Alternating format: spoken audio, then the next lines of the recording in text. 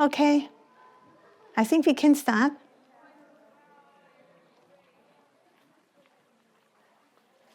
So, I wanted to bring you all here so we can, really practice listening to the earth and, connecting with what Kazu just said. He was saying the earth is our ally now, and she's underway, making this transition, and we can either attune to that, and become part of her immune system, or we can try to go the other way and will be even more unpleasant than what it takes, to be part of the immune system, which is also requiring, a kind of giving from ourselves, because in order to really connect with what is coming up from the ground into us, that will be challenging too, because it will bring up all kinds of unfinished business.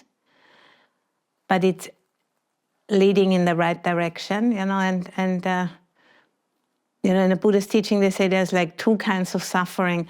The suffering which leads out of suffering, and the suffering which just leads in circles, and we can kind of choose which one, but it's not gonna go without. And I mean, that's as good as it gets, really. We can make a circle, please. And maybe come up here, that is really a circle. Thank you. Being rewired from the ground up, what some people call it, that's the instructions which are coming through, which we can receive in the body or through the body, the energy body. And, just noticing your feet on the ground, the weight of the body, pressing down on the earth here, and the gravity, of the planet keeping us in place. And we can feel that pressure, as the earth element of our bodies meets the earth element of the ground.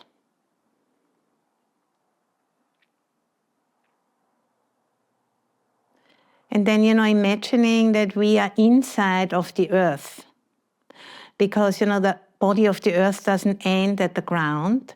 The body of the earth goes up hundreds of miles, because this is all body of earth. Even, we can't see it, but this is atmosphere, different gases, one of them being oxygen, which we are breathing in and which is breathed out by the trees and by the plankton in the oceans. So imagining, we are inside of earth rather than on top of it. Because this is just a misperception, which is part of the separation paradigm we are all caught in, And if we want to really go into this transformation, it's about trying to practice in a way which helps us to let go of this assumption of separability by noticing that we are always already inside of earth. And that requires, at this point, for all of us, it requires intentionality. It is a practice. Using imagination to help us to be more capable of sensing into this embeddedness, in this non-separability, which our indigenous brothers and sisters have been able, to conserve that perception. But we have kind of forgotten it because it's buried under tons of education on separability and all of the rest of it. So we need to consciously wake that up again, to remember it. So imagining, that we are inside of earth, inside of a womb space even, a certain intimacy, like being in the womb of the mother. And allowing ourselves to be changed, from the ground up by intentionally inviting that rewiring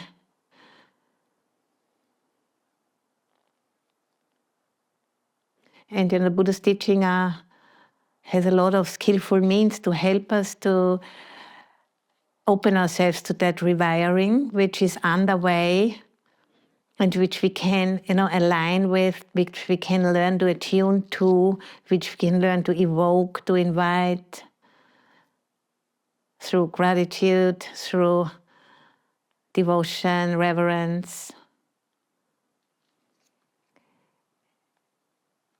And, as Jane Fonda was saying this morning, she said, that in times of transition, art can be showing us the way, because art can help us to imagine that which we don't really know yet by experience. But art can help us to open up that expanded perception. As we are sensing into that opening, we slowly but surely familiarize ourselves with a different reality. And that's what classic Buddhist practice is all about. But now, it needs to also be taken out of the paradigm of patriarchy and of modernity within which we have received the Buddhist teaching. So the Buddhist teaching is also, to a certain extent, is caught in the same paradigm we are caught. And it couldn't be otherwise, because it comes to us, from Iron Age India, from a time of where women were considered to be property of their fathers, their husbands, and their sons. And that's the paradigm from which this teaching was written down and has been passed on mostly by men. So that all needs to be, made conscious.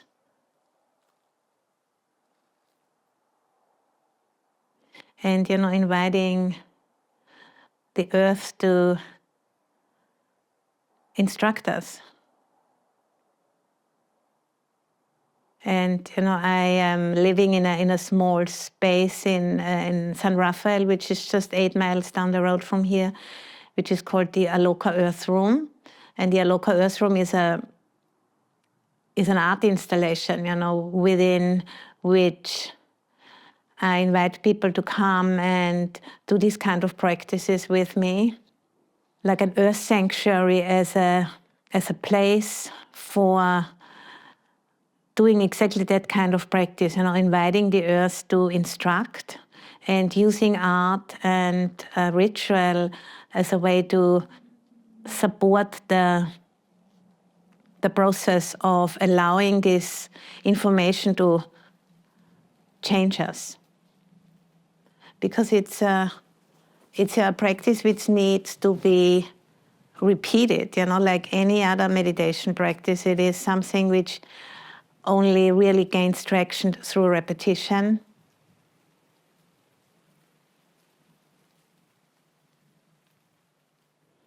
And it's part of what Joanna Macy called it, the great turning, and some people these days call it, the fourth turning of the wheel of Buddhism.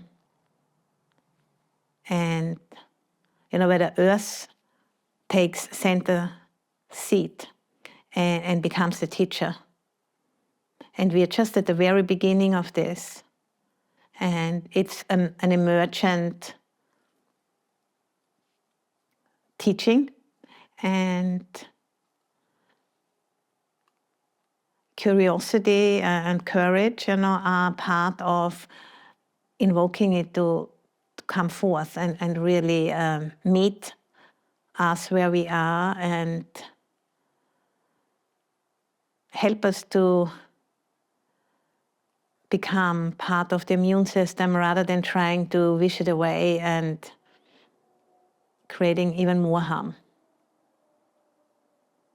This is a Buddha statue from Burma.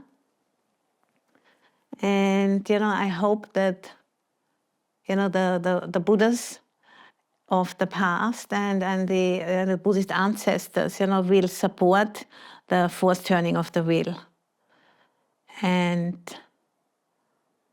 so he's here also, and I'm sure there's some kind of connection going on, and I really want to invoke the support of the lineage and the lineage of the teaching and the wisdom lineages, the indigenous wisdom lineages, who have so much to share with us at this time, where we are now basically starting to reconnect with our own indigeneity, which we have forgotten.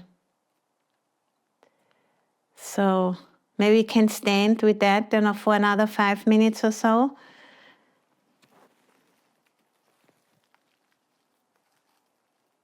And just, sensing into your body, into the aliveness inside of your body, which is the same aliveness as the aliveness in the body of the planet. And you're eating that aliveness, you're drinking it, you're breathing it every day. And to look at it as instructions, as information, is a new way of looking, and it opens up new ways of seeing, new ways of understanding ourselves and understanding what's happening right now.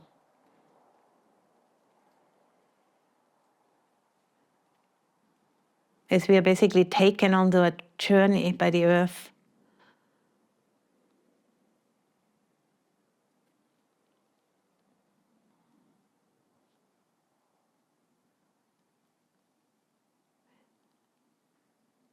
And I do this kind of practices since quite some time now, and I can really notice that as I'm doing it, as the connection gets more reliable and gets stronger, and I have less and less doubt, and benefit a lot from indigenous teachings. I get more confidence that this is happening.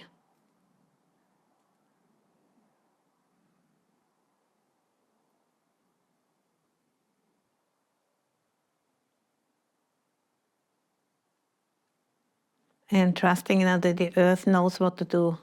The earth knows what to do since a very long time. There's no reason to believe it will stop now. It's just if we have the courage to go with it and to offer ourselves as part, to be part of this immune system, which is rising. And anyone who'd like to volunteer will be getting something to do.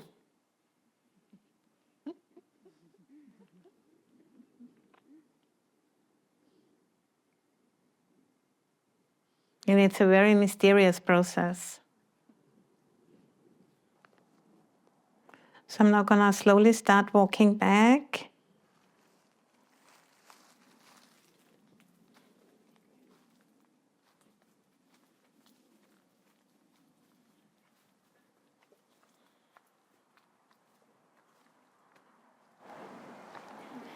Well, I have a brief question. Yeah. Can you say a little bit more what you mean about us being part of the Earth's immune system? Because I think it's a very interesting idea, but I'd love to hear more thoughts about that. I think, if I am more attuned to the transition, which is underway, then, I will be changed. I think to be changed on a physical level first, and on a visceral level first, and then that will inform our thinking, our speaking, and our doing.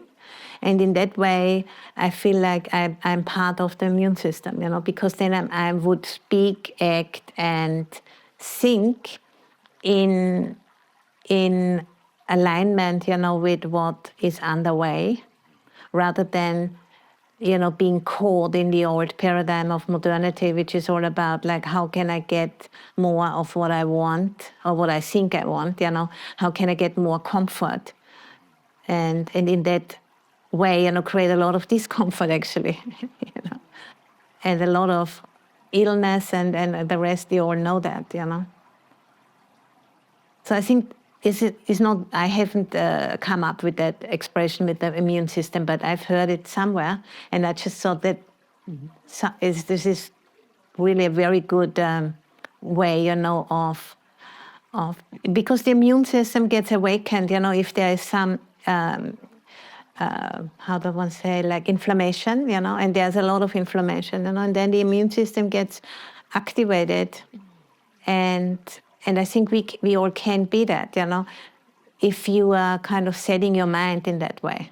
It's a question of intention, and of offering and of, And the Buddha's teaching are so brilliant in a way, help us to deal with the fear and all of the different emotions and feelings which come up, which are basically cramming the space, for the immune system to come forth and empty that out and then see what comes into it, And as we are doing it, more and more of the old undigested material will come up. This is why people feel like scared of it, This is why it needs to be done in community and with some good teaching, which helps to get a handle on the thinking mind in particular,